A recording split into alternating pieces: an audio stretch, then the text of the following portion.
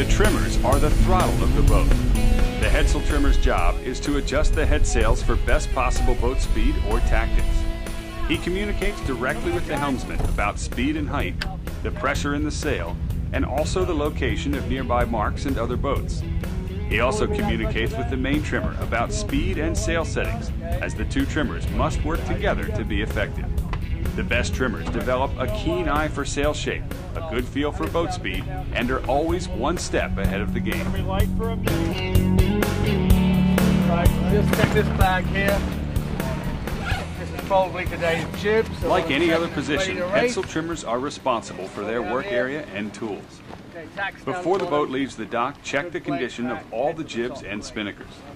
Look for visible signs of wear and tear.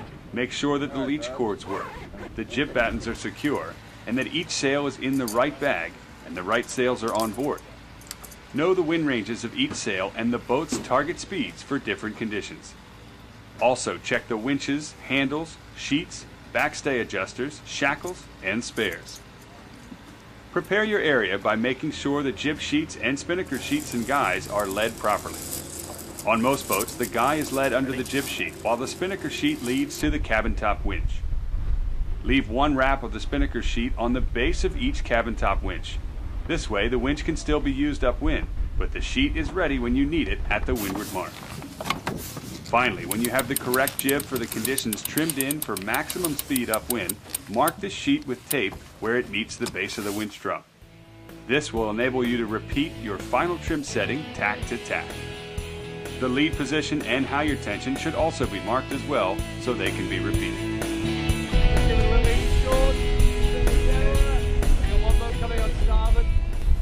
In the pre-start, the headsail trimmer should trim on the port side while the tailer trims on the starboard side, with each tailing for the other when not trimming.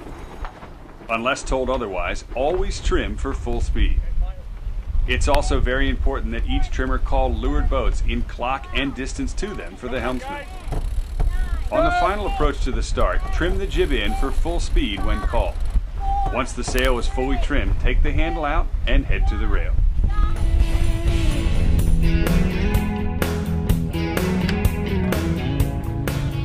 Upwind, the headsail trimmer is responsible for making trim adjustments as conditions change.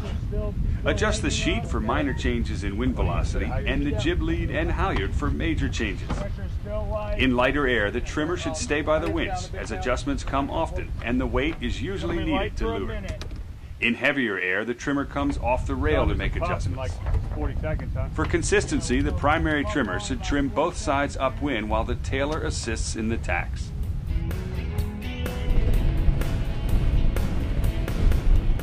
In attack, the trimmer comes off the rail first and takes any extra wraps off the winch, making sure there are still enough wraps to keep the sheet from slipping, and checks that the sheet is free to run. On boats with overlapping headsails, ease the sheet slightly as soon as the headsail begins to unload. Just as the front of the sail begins to luff, release the sheet by unwrapping it counterclockwise off the winch in an upward pulling motion, and pay it out, making sure it doesn't kink or wrap on the turning block or lead block. While the tailer pulls in the new sheet, cross the cockpit behind him and start grinding in high gear. As the sheet loads up, grind as much as possible, then switch to lower gears as necessary. The best stance for grinding is over top of the winch with the winch centered in your chest, feet spread at shoulder width or wider, and your weight on your leeward leg.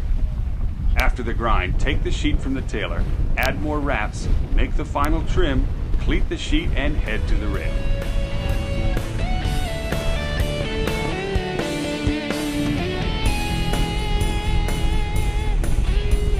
On the last starboard tack to the windward mark, take the jib sheet with you to the weather rail so that it can be eased if needed without having to leave the rail. In light air, the trimmer stays in and calls distance and heading to the mark. As the boat bears away for the set, ease the jib so that the main can go out, but keep the foot inside the lifeline if possible to help the spinnaker get clear in the hoist and to keep the jib from going overboard when dropped. As the spinnaker is hoisted, cleat the jib sheet and grab the spinnaker sheet. Put any necessary wraps on the winch and move to the weather rail so you can see the spinnaker trim. Don't trim the sheet until the spinnaker starts to fill on its own. Then go right into normal trim, easing until you see a curl in the upper lug.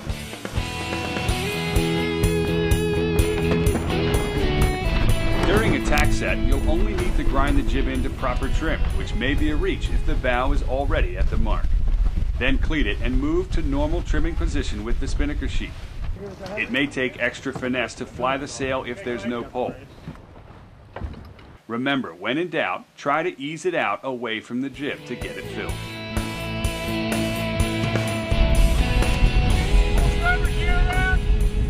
For a jibe set, you'll need to pull the spinnaker gear around to the starboard side well before the mark. On the last starboard tack, the trimmer and tailer will need to switch sides so the tailer releases the jib on the port side while the trimmer tails on the starboard side as the boat jives around the mark. Once the jib is in, cleat it, grab the starboard spinnaker sheet and move to windward to trim. The jibe turn will create a lot of turbulence, so it's a real challenge to get the spinnaker filled, especially in light air. After the jib is down and the boat is on course, trimming should return to normal.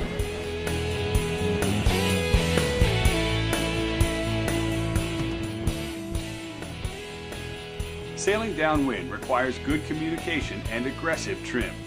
The primary job for the trimmer is to let the helmsman know about the pressure in the sail, as the fastest speed down the course requires constant trim and maneuvering to maintain.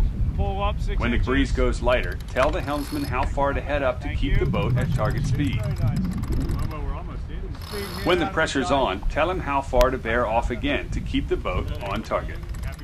Yep, good angle, good pressure in the ship right now. When the boat heads up and bears off, coordinate with the guy trimmer as to how far the pole needs to be eased forward or squared back to maintain trim. In heavy air, you might need a grinder such as the pit person or a floater on the sheet winch.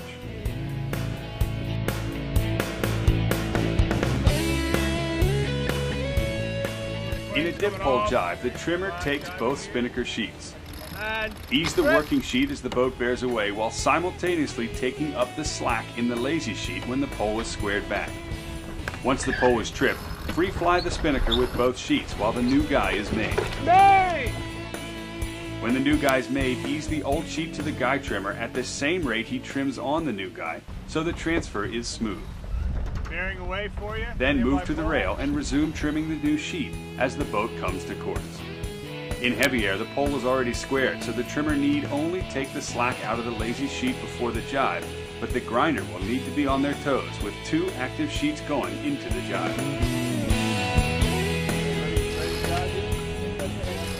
In an end-for-end jibe, it's often easier to hand the old sheet off to the guy trimmer just before the jibe once he's squared the pole back. He then eases the old sheet through the jibe while you pull the new sheet to rotate the spinnaker. The spinnaker's rotation should match the helmsman's rate of turn. More rotation is needed in light air and less in heavy air. As the pole is made, the guy trimmer then squares the new guy as you trim the new sheet.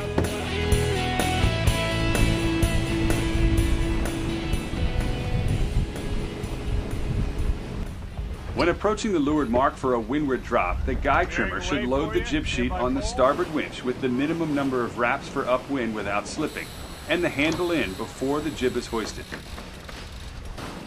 When the drop is called, move from the rail back into the cockpit. Release the spinnaker sheet completely, making sure it runs free but not over the bow. Then grind in the jib while the guy trimmer tails the sheet. When the jib reaches final trim, move to the rail and set up for the next tack.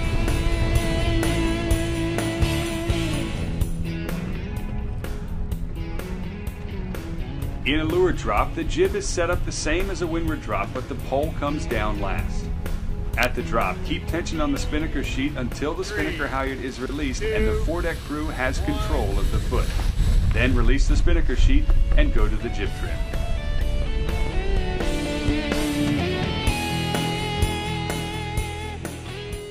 A jibe drop begins with a no-pole jibe. Once the pole is dropped, the guy trimmer pulls the slack out of the starboard jib sheet and sets up the starboard jib winch while the trimmer free flies the spinnaker from both sheets.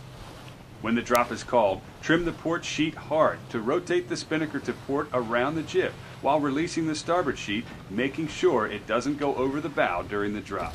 Coming up in 4. Little grind, 3, 2, When the bow has the spinnaker under control, drop the port spinnaker sheet and grind the jib in around the mark.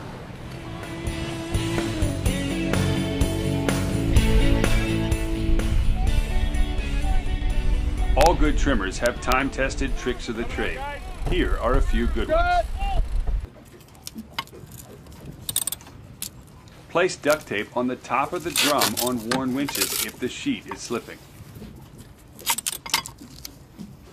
If the jib gets caught outside the top lifeline in attack, slap down hard on the top lifeline from the cockpit to see if it will roll in before calling the bowman off the rail. If they're not already posted, write the boat's target speeds on a piece of tape and stick it to the cockpit bulkhead for quick reference. The most important thing to remember as a trimmer is that you are the throttle of the boat, so you need to be one step ahead of the game, not just reacting to it.